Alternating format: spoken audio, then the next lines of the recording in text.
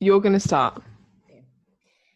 Hello and welcome to the Up Close and Personal Trainer podcast. We're back. It's me and Emma and we have a message for you.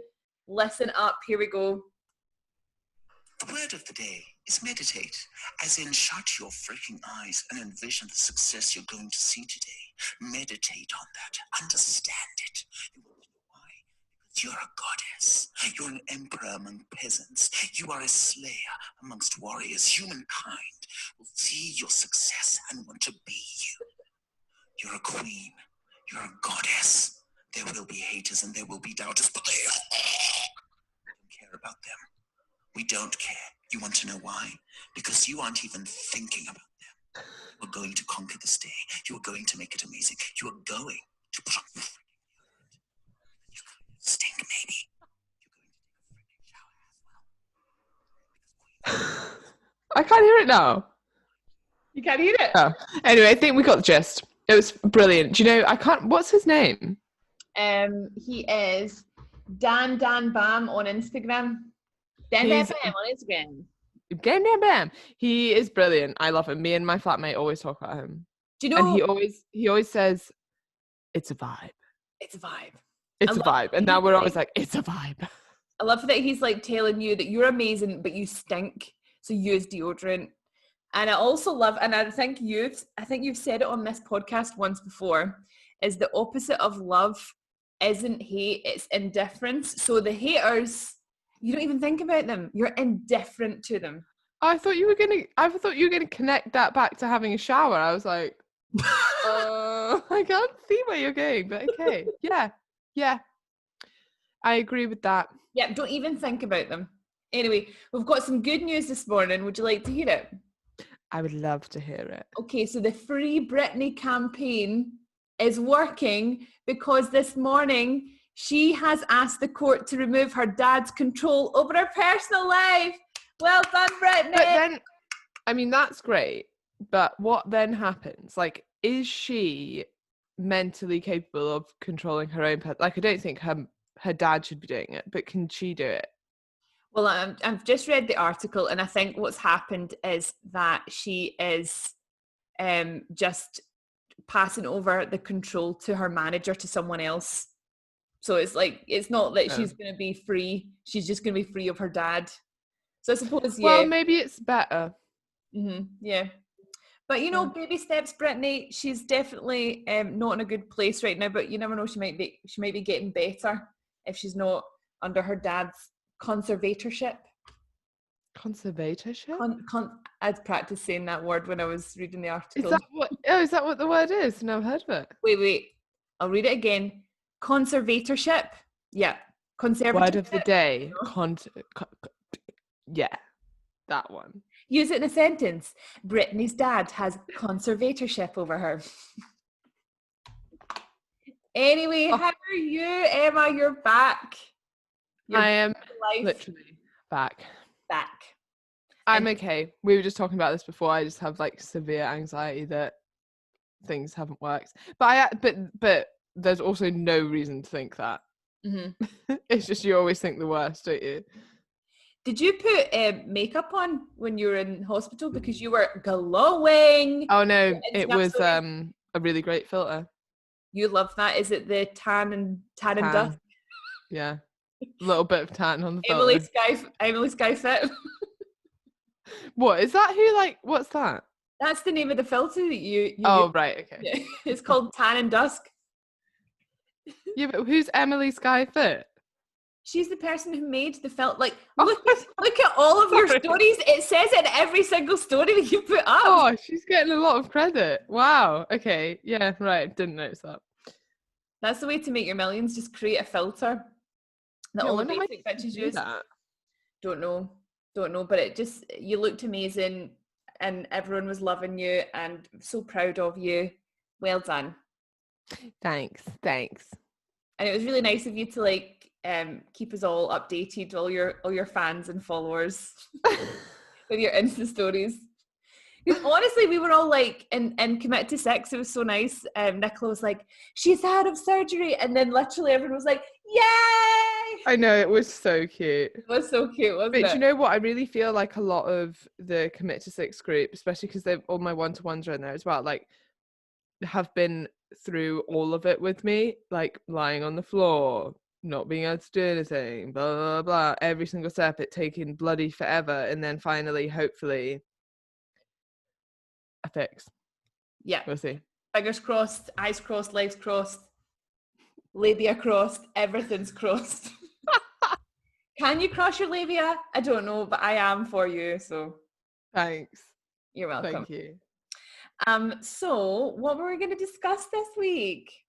We were going to discuss a picture you sent me of a couple and a pig that was floating along in the background. It's amazing. So I imagine that everyone else that you do podcasts with, so Andy, Amelia, Chloe, you're sending all this like highbrow content, and then I'm sending you a meme of a couple and a pig on the beach. Right. Well, so, do you know what? The caption was amazing.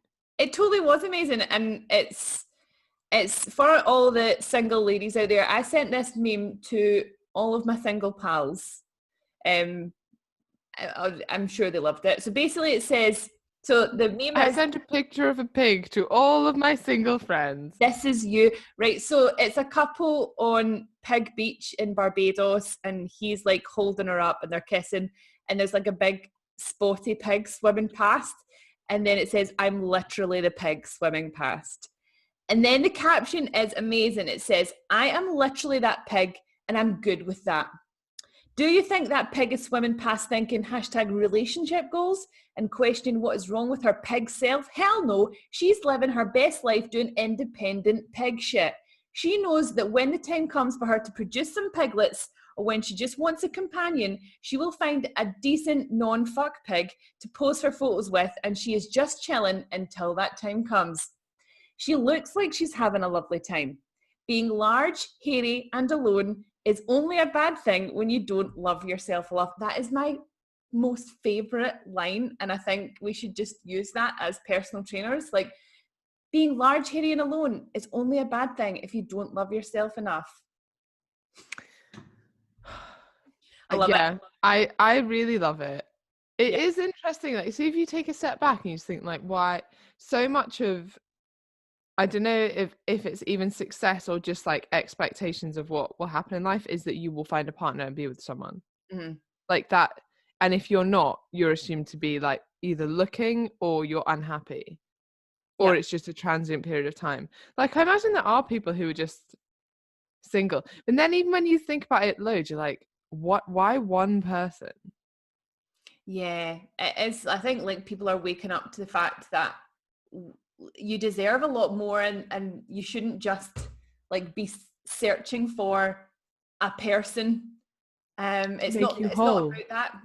Sorry, to make you whole. Yeah, absolutely. It's not about that. I just love this post because I think that's when you said it's like a transient time. It's like you're just waiting for someone. I think people or like, how long have you been single? You've been single a long time, blah blah blah.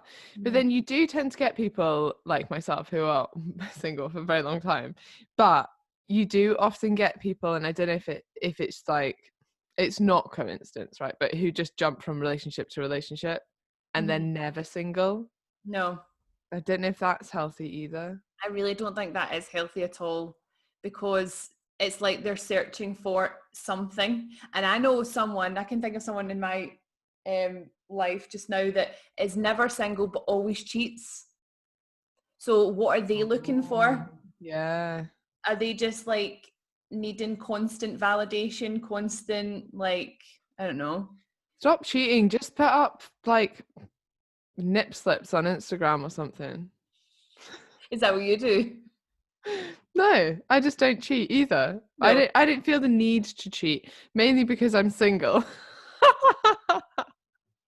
What do you think about #couple goals? I don't know, because it's normally on a picture that you just know, like, probably is completely posed and fake, and like they've just had an argument, but then they decided to get a cute Instagram picture. Like, I don't know. I think most of the pictures that people write like couple goals on is absolute shit. Mm-hmm. Yeah, definitely. Like, I would say the only thing that's couple goals is if you don't post about your partner on social media. I just don't want to see it. I don't believe. Or if it's something that's like is genuinely not staged, like, I don't know, say your partner wins an award and then they catch a photo of like someone like their partner like clapping and crying, I don't know, like something that is genuine. Yeah. And they're like, oh, obviously so happy for, like, that's kind of couple goals. But yeah, I don't think, like, don't know if you were that happy, would you be showing it off on social media? Here's something that I was having a debate with my pals recently. Two of my pals were like for this and I'm really against it. Do you think that it's couple goals to take the piss out of each other? Oh, yeah, kind of. Do you? Sometimes. I think, like, not, okay, not if it's at the expense of someone. Like, I hate being in a situation, this happens with friends as well, where maybe it's normally when your friend feels a bit awkward and they're like, I have no banter, so I'm just going to take the piss out of you as my banter. Like, that's not cool. But when it's like friendly, funny stuff and you're kind of both laughing at each other, or like more like with each other, at each other, I find that funny. I quite like that, but not at like only in a kind way, if that makes sense. Yeah. Like, I think if it's like done like kindly, tenderly, like there's a podcast called Shagged, Married, Annoyed, and they take the piss out of each other, but you can tell. I hate that podcast. I really like it. I think it's really cute. It's I think it's very straight couple thing. Do you know what I mean? Yeah, maybe that's why I don't like it. Yeah, okay. But I feel like they take the piss out of each other, but you can tell that they really love each other. Then one of my friends was saying she was on a first date and she didn't like him because he didn't take the piss out, or he didn't have like that. And I was like, I would not want that on a first date. Like, you need to not on a first date. No. Not when someone doesn't know you. I always find that annoying, like, even if they think they know you or they know of you or something, like, oh, you would never do. I'm like, you don't know me. No. Piss off. Absolutely. No, you can't do it if you don't know someone. No.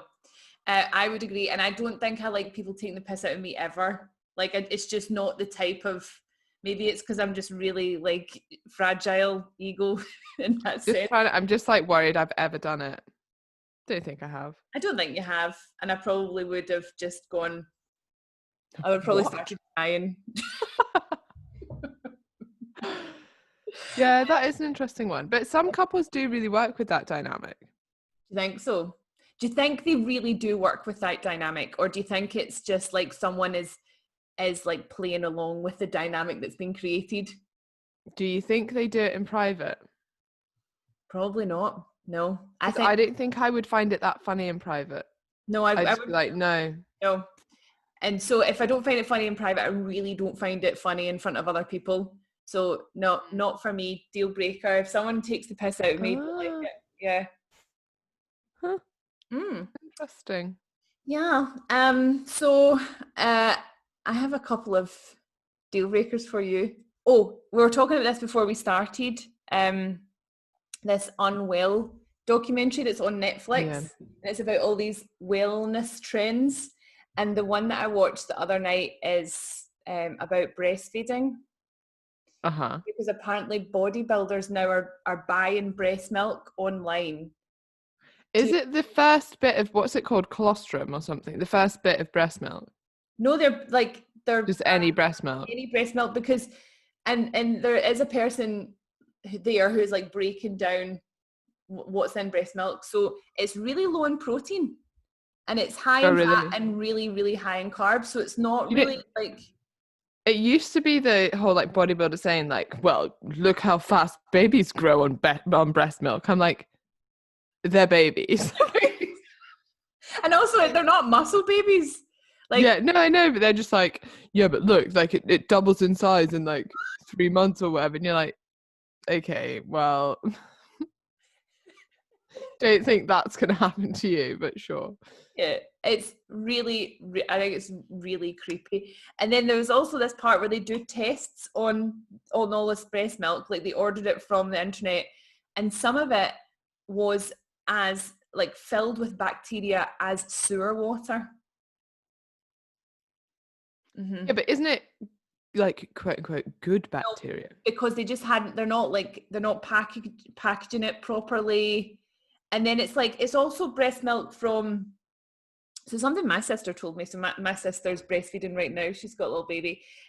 See if your baby is ill, your breast milk changes to give it more like. No way. How? I don't know. You like there's something that your body just picks up on, and if your baby's like got a cold or something, you get like a super extra immunity boost from the breast milk. Wow. Yeah. But there's just one thing that they say on that documentary is there's just not really been that many studies done on breast milk. There's been more studies done on tomatoes than breast milk. But in breast milk, in what context? Just breast milk, full stop. Yeah. There's quite a lot comparing like breast milk to formula, isn't there?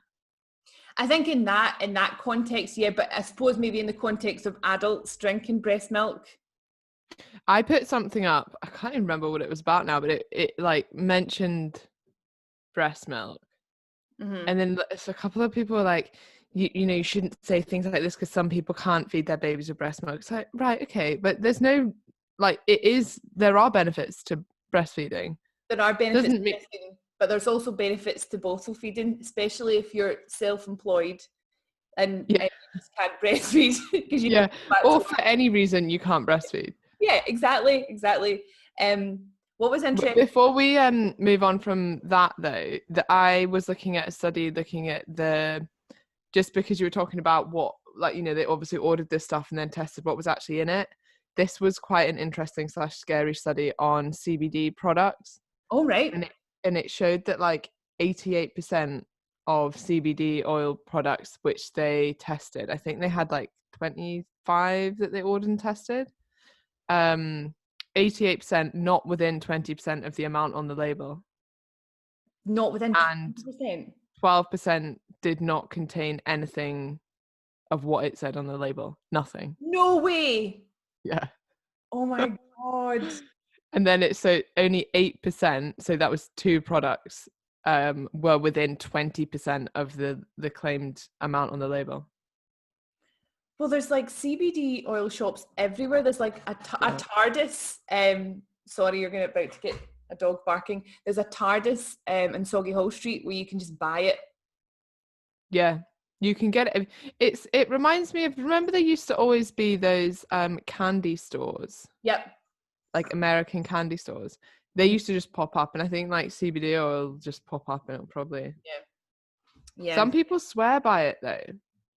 And I don't know if it's a very good placebo or I've got quite a lot of it. The other thing is companies keep trying to send me it. Right, I'm sorry. I'm going to have to answer the door. Can you keep talking? Yeah. Okay. I'll as the very professional podcast host, I'll just keep talking. So yeah, this study was kind of scary. I think there's been similar studies done on things about supplements as well, just looking at the actual percentage of what's in them. And then you kind of think, oh God, that is quite worrying. Thanks for that. Well, yeah, just chatting away about CBD oil. Really important delivery of cinnamon buns. Oh, okay. At least it wasn't another dildo. Or CBD oil. Yeah. Yeah. Well, that wouldn't have been so bad. We've been very timely. It's been extremely timely. Yeah.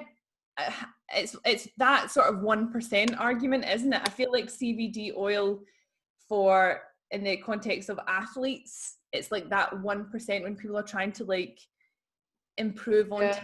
It is quite popular within CrossFit, isn't it? But then CrossFitters will buy anything. Yeah.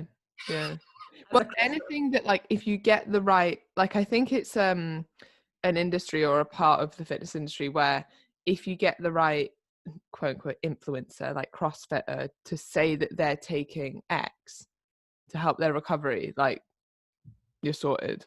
Mm-hmm. Like that, you'll be fine. Yeah. In terms of selling it all. Absolutely. It's ridiculous. And you can get a certain CrossFitter saying things that you can see, like, from the picture that it is rubbish, and people will still buy it. They'll be like, oh my God, he's endorsing that. So yeah, or like, look, he's great and he's won the CrossFit Games and blah blah, and he's taking this. Yeah, but he did that before he started taking CBD oil. I know. Crazy. Would they be buying breast milk if he did it? That's the real Probably. question. I mean, how far can you push it? Like, what's the most stupid shit you could get someone to do? I feel like breast milk would be up there, wouldn't it? Snatch pants. I think people would. Have you heard of snatch pants? No. So snatch pants are like shorts that have padding in the crotch so basically it's for people that don't snatch properly. Yeah, I was going to say, should you be hitting the bar from there? No. No. So what would be cheaper and probably more effective is just learning how to snatch. Yeah, just do the technique properly. Banging the bar off your penis. That and nubs was one that I saw. It's like little wetsuit material things that you wrap around your thumb for when you do hook grip on the bar. $10. When you could just tape $10 for like a piece of bullshit. Yeah, so my deal breaker, first of all, for you would be if you were in a relationship with someone and they ordered breast milk and then they said that they were using it for muscle building purposes. Would that be a deal breaker?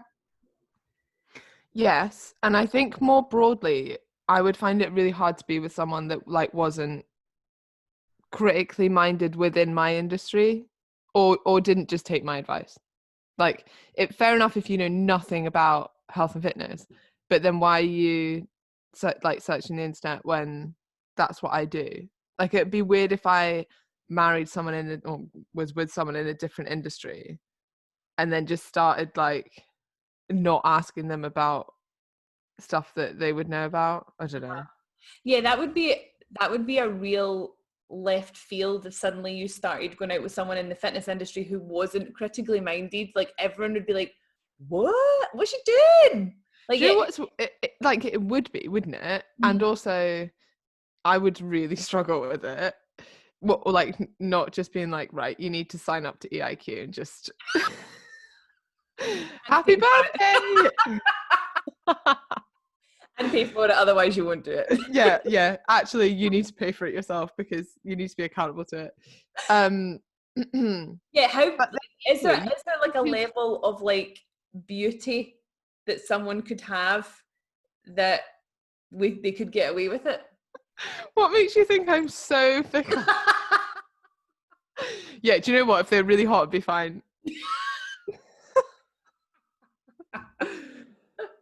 Yeah. Okay. I think that's partly why I would struggle to date a PT. Because we've spoken about this before, haven't we? Yeah. I don't think I'd want to date someone in the industry, and you were kind of like, oh, that's like, why? And I think that's one of the reasons why. Like, I wouldn't want to teach someone. Or even like the danger of getting into a debate with them and then finding out that they thought differently on a subject. And when I say think differently, they were wrong on a subject. Like, that would just be... Yeah, which would be fine as long as they were like, oh, I didn't realise that. Tell me more. Tell me more. You're like, no, then it's over. I'm like, let me whip out my whiteboard. Oh, here's a lecture I did on this already. Yeah, I don't know. I think it would be a weird situation. Right. Next deal breaker was one that was sent to me by Steph. Do you know Steph? Steph who? Like, probably see, and amongst all your clients, you probably have about 50 Stephs. Yeah, genuinely. You know Steph? Yeah, I know. Oh yeah, Steph. Right, okay. Do you mean STEF? No, PH. Oh well, then no, I don't know who you're talking about. Okay, so Steph sent me this, and she said it was for the podcast. So I'm assuming it's our podcast. So imagine if you were hooking up with a really buff gym guy and things started heating up and getting a little bit steamy, and right before he was about to go down on you, he whipped out his phone and tracked pussy in MyFitnessPal.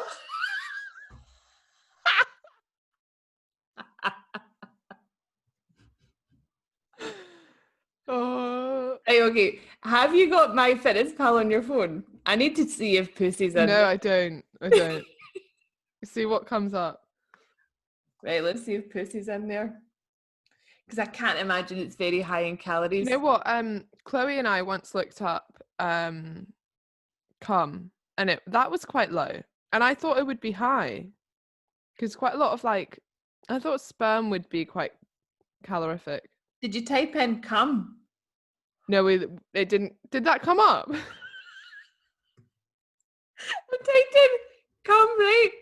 And then you know how it has a brand? It says Daddy's. Oh. I don't think this is legit. I don't think. How much does it say? It says it's 8 grams of protein and 5 grams. No, it's not 8 grams of protein. That was something ridiculous. When you Google it, it was like, oh, I'm gonna have to do it now, aren't I? You're gonna have to do it. How many calories are in cum?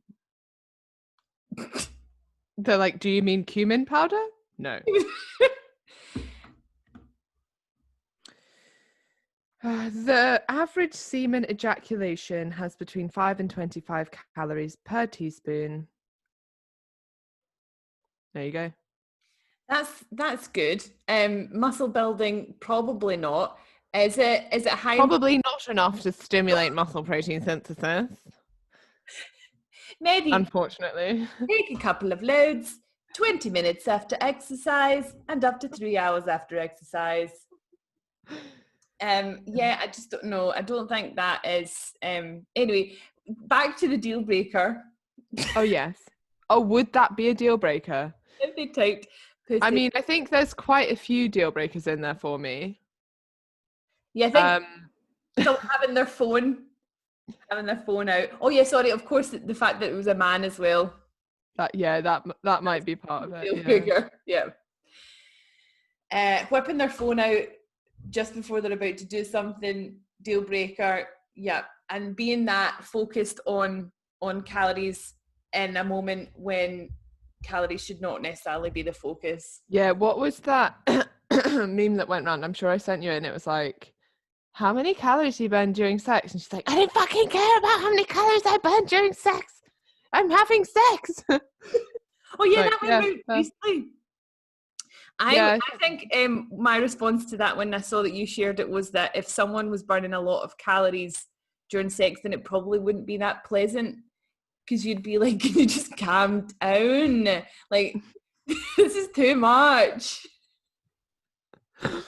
I know, and I think guys think of it the other way around. They're like, oh yeah, like, I don't know, be as vigorous as possible. Yeah, I think sex should not be anaerobic. It should be aerobic.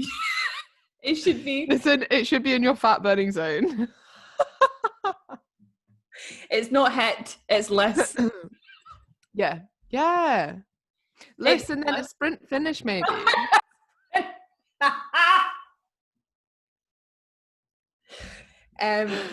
Sprint finish, yeah. We actually have another listener question that we could go through. We actually have two. I don't know whether to talk about the first one. We'll talk about the one that you can first. Okay, right. And then, if we run out of stuff to talk about, we're going to have to out the other person. Yeah. I don't even know if there's that much to talk about on that one. But anyway, right, okay. Not so much a question, but thought would be interesting to discuss. When big changes happen, like a breakup and moving into a different house, how can that affect weight loss, and how not to let it affect your overall goal of fat loss? Basically how to deal with a breakup. And I think it's quite interesting. This came up with my mates yesterday, actually. And I think it depends how you respond to certain stresses. Like with breakups, I tend to not eat. Right. But other stresses would make me overeat. And I think a lot of the time, so in that instance, it would be like, remember to eat, remember to fuel your body, remember to, like, even if you don't feel great, like, what that's only going to make you feel worse, and sort of knowing that and being you have to be quite rational about it. But fortunately, this person is on commit to 6, so she has us to be rational about it for her. Mm-hmm. Yeah. Something I heard on your favorite person, Brené Brown's podcast, is that, when she said, and I don't know if this is a legit thing, but this is her take on it, is if something happens and you overeat, then it's due to like the stress and anxiety. If something happens and you don't eat at all, you stop eating, it's because you're feeling despair. So I thought that was like quite interesting, because there have been times in my life when I've stress and anxiety, overate, and there's been times when I just can't eat, and I recognize that it was a different reaction to the situation. So it sort of depends on how. Then you think, I think it is really individual. There's actually been research on this as well, like different stress and how it affects different people. Yeah. And some people do overeat, you know, like the typical, oh, I'm just going to eat like a whole thing of ice cream, and then you go through a couple of months of putting on weight, and then you finally like kick yourself out of it. Yeah. But yeah, I think different stresses can definitely, I think sometimes it depends whether you can do something about it or not. Yeah. Or you think that you can. Yeah, that's a good point. And the fact that she's asked the question as well says that she has an element of control over the situation, because she's like wanting to take control. And I think that's it. Like in moments when you feel like you've lost control, you just got to take it back. And I know that's so easily said, but sometimes the best revenge is success. Yeah, and I think you're right in the control aspect. Like you can't fully control what's happening in your relationship, because it's a two-way thing, and we obviously don't know the ins and outs of it. But what you can control is how you look after yourself, how you eat, how you exercise, and maybe you need to shift your focus towards that, because that's something that you do have control over, as opposed to everything else that's going on, which you might not have full control over. And also just keep posting in the Commit to Sex group, because they are honestly like the most supportive bunch. It's like having a whole group of cheerleaders. It really is, yeah. And aunties and mums and sisters. Yeah. And yeah, so much wisdom. Like if you post up like, oh, I've just been through a breakup, everyone's like, oh my God, this happened to me, or I'm going through the same thing, or blah, blah, blah. And I'm actually so impressed with the amount of people who join like Commit to Six or the EC method, or even one-to-one coaching, who are like, I'm going through a breakup, but I want, like, this is a time where sometimes it's a kickstart to, you know what, I wasn't happy, I haven't been for years. Breakups are hard even if you know they're the right thing. But like, this is actually a significant point in my life where I'm going to make a change. And something that takes like a big, like either moving house or breaking up with someone, or I don't know, like a big event in your life to then make change from. And sometimes it makes it easier because your whole routine's going to change. Like if you were living with them, in fact, even if you weren't living with them, like a relationship takes up a shit ton of your time. Yep. So now you've got all that extra time, and you can either use that productively or you can not use it productively. Absolutely. And I think like it would be really painful to start with, but actually in the long run, if you do focus all your energies and time that you've got now on yourself, you'll actually feel so much better in the long run. And you'll be like, oh, not only did I lose like whatever 10 pounds from doing Commit to Six, 10 pounds, I've suddenly become American, I also lost 95 kilos of dead weight. Bye, boy. Yeah, exactly. Yep. I love it. Sometimes people do like before and afters. I don't know where I saw this, but it was like before and after, and it was something like, I lost 95 pounds. It was just like she'd cut out her boyfriend from the picture. Maybe we should do, I think that might be a bit brutal to your partner, but hey, if he's been a dick, then that can be the new Commit to Six transformation. Yeah. I like that. I like non-traditional transformation pictures. Oh, I love people's faces. Yeah. Like the change in people's faces, or even when people are smiling, like in their after photo. Yeah, you can see they've got like a new sort of energy about them, a new sort of life. Yeah, I love that. Okay, do we want to talk about the other one, or do we want to do a deal breaker? Let's talk about the other one, because I don't think I've got another deal breaker. Right, okay. So the other one, was someone on Instagram said that, you know, I can't remember what they were talking about, how this started, but then they said, you know, I've got a really bad dating story for you. So basically they were dating a girl, all going well. They were meant to go over to their house that weekend, but the other girl said like she wasn't feeling that well. She was going to go to the doctor to get checked out. Fine. Came to Friday. She's not heard from her for a few days. She's thinking like, am I still going on Friday? Like, should I? Anyway, she was about to leave, and then she gets a text from the girl saying, don't come, I've gone home to my mum's and I'm pregnant, which obviously doesn't happen when you're two girls. I know, it was a slight surprise. Turns out the girl was the Virgin Mary. No, I'm joking. It was the Immaculate. That's such a, now that you look back, like, you know, when you were young and you're like, oh my God, and then the Virgin Mary just got impregnated. And now you're like, okay, so basically she cheated on Joseph and made up an elaborate lie. And now we have Christianity. Yeah, and that's how. Oh my God, that is literally. So are you suggesting that Christianity is based on her just cheating on Joseph and blasphemy? You know when a lie gets out of control? Yeah. That's out of control. Yeah, and I also take back all of that because you're going to get some angry Christians coming after you. Yeah, we don't want that. No. Yeah, so imagine being in that situation. Well, I mean, imagine, because I mean, that's not going to happen to me. If like I was seeing a guy and then he was like, I'm pregnant. I mean, if he got imagine you were seeing a guy and then he was like, I used to be a girl. I'd be fine with that, honestly. Actually, I know that you'd be fine with that. I'd totally be fine with that. I'd actually think that,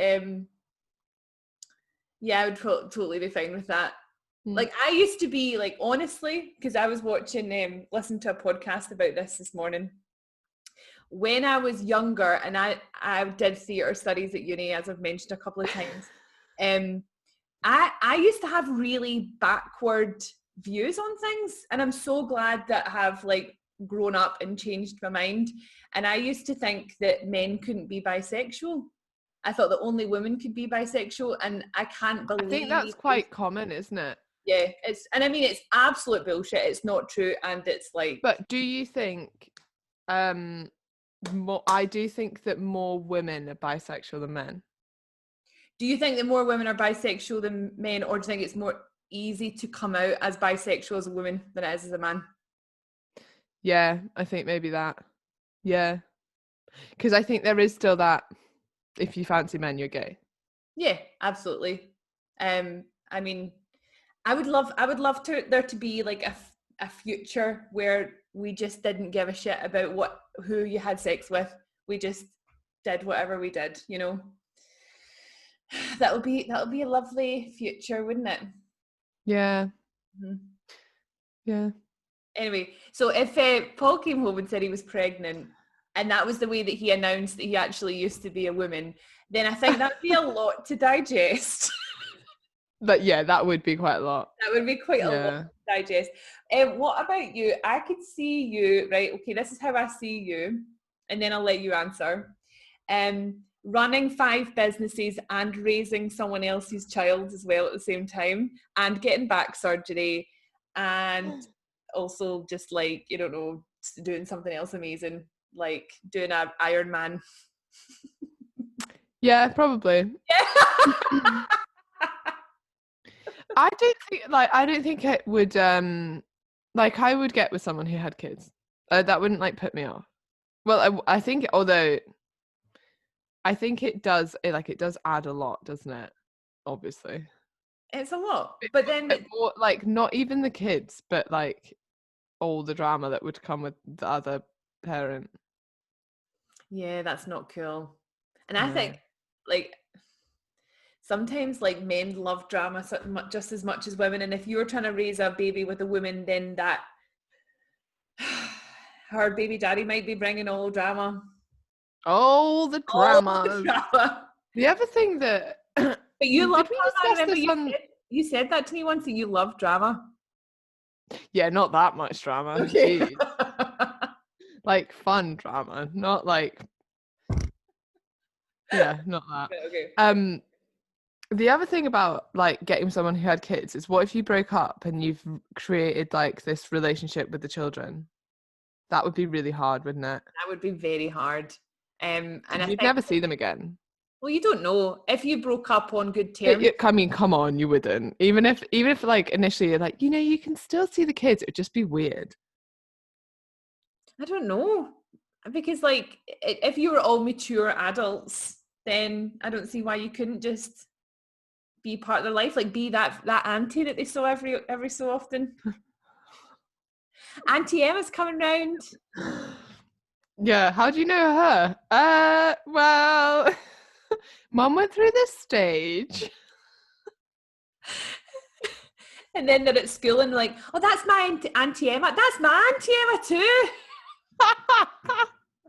And you're like the auntie to all these little kids because you've just made your way around the class. Sorry. I'm taking that too far. Yeah, that's so me.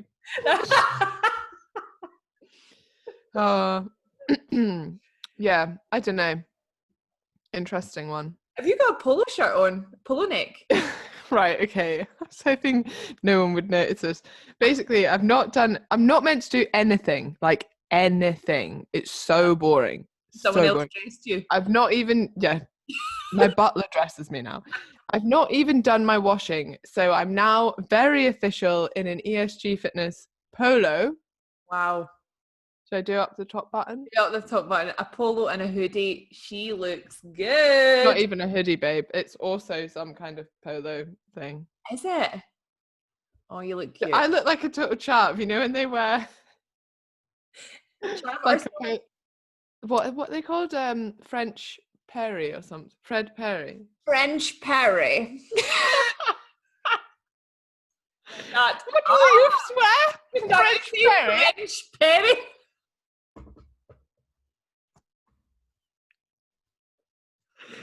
Oh no, I'm crying. I think you meant Fred. Okay, there we go. Fred Perry. Yeah, you look like either a Ned or someone who's just finished a long day in primary 5. Yeah. Oh, I really thought these polo shirts were a good idea when I got them made. But obviously, I'm doing my last t-shirts. You look very cute. You look quite official. You look like you're maybe about to sell me a caravan. Anyway. Yeah, my new venture, ESG Fitness Caravans. Do you know what? It would not surprise me. It would not surprise me. I'm always waiting for what the next thing is. And that is I've just released it. I know you have. Very exciting. Right, I'd better go, but that was really fun. Really enjoyed it. Okay, love you. Bye. Bye.